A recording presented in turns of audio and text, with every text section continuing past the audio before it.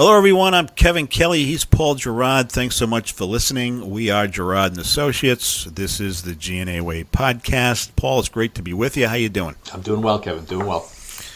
All right, so we're going to continue on our quest to illuminate opportunities to engineer patient quality and safety throughout the organization. I want to talk today about building incentives, the right incentives into a QA program. Paul, we have some experience with that, isn't that right? We do. Yeah, we work with a number of agencies, and a number of them make some sort of attempt to incentivize people, even if it's on a very small scale. I think it's becoming a little bit more popular now versus a number of years ago. When I talked to chiefs about this, they'd be like, "Yeah, it's their job. They should just be doing their job." So there wasn't a lot of interest, I suppose. But over the years, various agencies have tried different things. Some have worked, some have not worked, and we'll throw out some ideas and hopefully give some people some food for thought. Yeah. And in light of some of these high-profile patient interactions that have been on camera, they've been in the news, they've resulted in criminal charges, it's probably a wise idea to hit the reset button and perhaps take a look at your mission, your vision, your organizational philosophy, and make sure it's consistent with how you're treating the public out there. And we've often thought about, and we've actually implemented quality improvement language right in our mission statement. I'll give you an example. Phoenix Fire. Chief Alan Brunacini, his customer service, the Phoenix Fire Department way. A very simple mission statement. Survive, be nice. Some of the things that some of the language we took when we retooled Webster EMS, we built quality, that need for quality patient care, quality customer service right into our mission statement, which ended up being serve others, be better tomorrow than we are today, and be nice. And that was and continues to be the overarching centerpiece of the organization's philosophy on quality and customer service.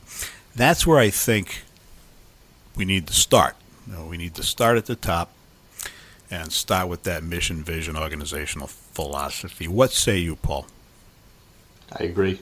I think this is an area that's sorely lacking, and again, the way EMS has evolved over the years, it's just not something that a ton of attention. Again, we're talking in generalizations, right? I mean, there are some agencies that have put a lot of effort into this, but by and large, across the board, many agencies haven't put a lot of effort into this sort of thing. And is that attitude of, well, it's just their job. Why are you giving people a pat on the back for, because they, gave somebody aspirin and nitro and took them to the hospital, so. But we're in a different environment now, right? The world we're in now, post-COVID, everybody is having a great deal of difficulty around the country finding and retaining high-quality people. The training institutions can't pump out students fast enough, and if they are pumping them out fast enough, there's maybe dubious quality in terms of trying to get more people out the door. So agencies are now starting to use some incentive. Usually they're hiring type incentives. We'll give you some money if you refer somebody, or we'll give you some money if you come work for us and you stay for 6 months or a year. We'll give you so much money, that sort of thing. And those are good. That can be workable. But what you and I are talking about today is really embedding the whole notion of quality throughout your organization by creating incentives and or recognition across the spectrum of activities of running your service. So, like, for example, embedding our proprietary scoring and our reporting into, say, a performance evaluation process? Yeah, that's one mechanism. The way we do QA, that's why we name this the G&A Way podcast, is the way we do it's a little different, I think, than most. So we look for, on every call, for opportunities for improvement, not for errors or problems per se. And we score every single call. So we have an overall score for each provider and for the agency, which we can then measure against other providers within the agency or the agencies against other agencies. And So what some organizations done is there's one department locally that the chief of the department said, we want to provide a financial incentive to providers who score above a certain level on the G&A score system. So if you score a 95 or better, you get $2,000 a year if you maintain that score over the course of the year. You get $2,000. If you get between a 90 and a 94.99, you get $1,000. And so what they did is they incentivized people to, number one, interact with the quality department, if you will, on a deeper level. And prior to this, is actually an agency that does an excellent job in their patient care, and they traditionally score very high. We've been with them for like 10 years now, and they score very high. So they were not low performers. They were actually performing quite well, but the chief said, I want to get to that next level. And so that next level was, for some of these smaller minor things where sometimes EMTs or paramedics kind of poo-poo the, well, I can't believe you kind of saying I should have done a 12 lead on that guy. Overall, we did a good job with him, type of thing. He wanted to get the providers to engage in that discussion more, right? Let's talk about the medicine behind why that may be more important than you're giving it importance, you're giving it credit for an importance level. And so, and that's what happened was, before people worked well with the quality department, and they're actually a really good department in that regard. He created a good culture within the organization.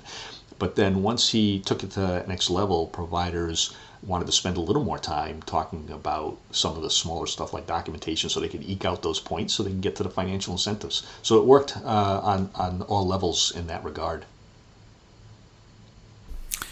Merit raises, another opportunity to embed CQI and CQI scoring to organizational QA. Have you seen any of that in your experience out there? Those organizations that use the G&A scoring for merit raises? No, we haven't yet. The incentive programs are generally run by the management of the agency, so we don't run them as their outside QA agency. Although I have discussions with chiefs all the time about doing some of the stuff. Usually, sometimes it comes down to money. Sometimes it comes down to whether that agency chief or coordinator puts a lot of stock in incentive programs, as I mentioned earlier.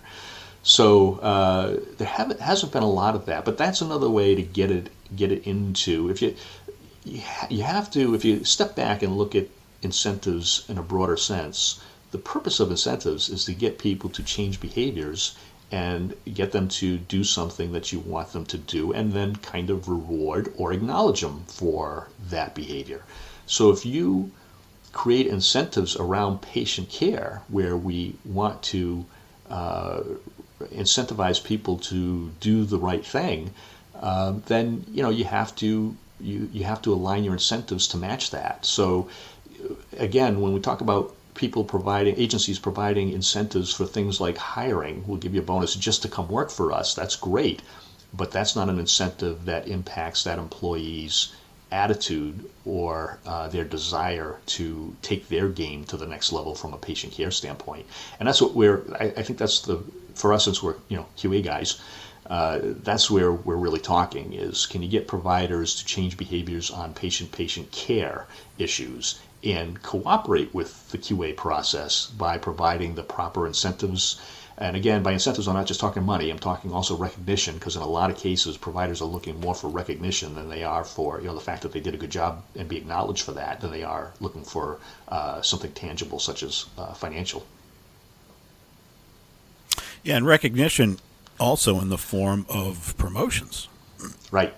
I mean, this is another opportunity to incorporate CQI, take it seriously, and embed it, the promotion system, and making that either an assessment center or the scoring as part of the evaluation process.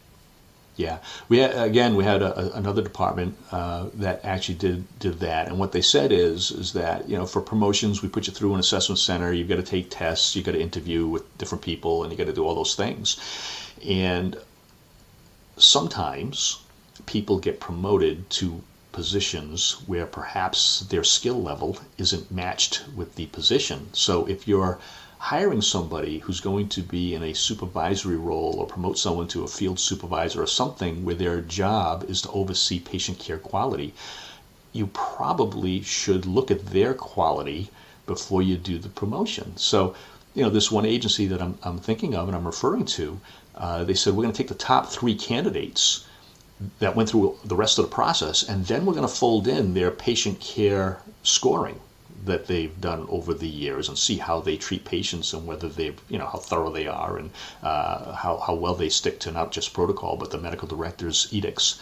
And so if you didn't score well, everything else being equal, look at their patient care scores, and if the person who scored the highest who's already meet all the other criteria, then that's one of their deciding factors. It's not the sole factor, but it's one of the deciding factors. And in a lot of agencies, that just doesn't happen, right? So the person gets promoted based on seniority.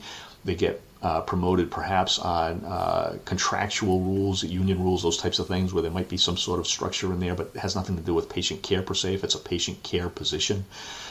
So again, you need to align your incentives to achieve the goals you're trying to achieve. If you're trying to promote someone to EMS coordinator, then that person should be a good patient care provider, and your QA system can help you with that.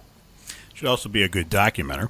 Should also be able to teach, coach, and mentor in reduce risk with respect to documentation and some of these higher risk calls that we're seeing.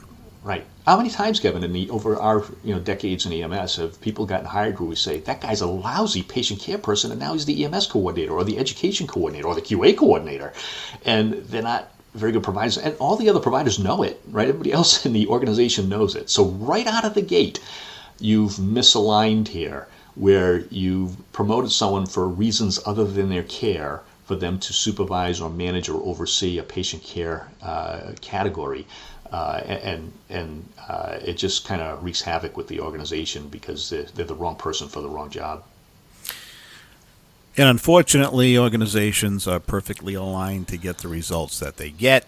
And whatever cliche you want to use, that's it. That's the bottom line. You have somebody in a position who is probably at that particular point not qualified to be in that position. Right.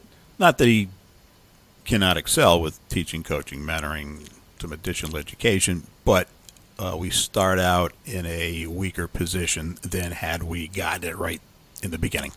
Right. Now, if you know your promotion is going to be contingent on your care being above average, right, being very good, then if your future career opportunities are to move up the chain of command, you've got to prep for that in advance, right? Years in advance. You got to start learning how to take good care of people, showing the right amount of compassion as well as the right patient care practices. And you've got to do that consistently so that when that opportunity arises, you'll be looked at as being one of those stronger providers. So, this is a long approach, right? This is a long game where the agency has to make sure that their providers realize that the only way they're going to get promoted is if they are an active and willing participant in the improvement process to improve themselves, so that they're not only the best qualified from a patient care standpoint, but they're also going to be a little more respected when they take over that position when they're counseling other people.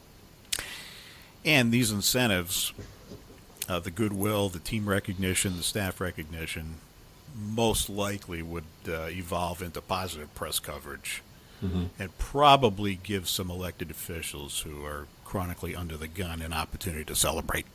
Right. Well, that's it. Now you can publicize this, right? So you can use this tool in a very advantageous way. So, you have somebody who's getting promoted, then it's not just a congratulations, here's another star. It's, this person's being promoted because they're an outstanding provider and we've got the data to prove it. So, they get some recognition, not just for the promotion itself, but for the fact that they're being rewarded for doing such a good job. So you got to, pull all those pieces together for your incentive program to work. Otherwise, it could backfire on you. Yeah, speaking of backfiring, there's a dark side to these incentives. Say, incentives gone wild, right? And we've seen that. Right.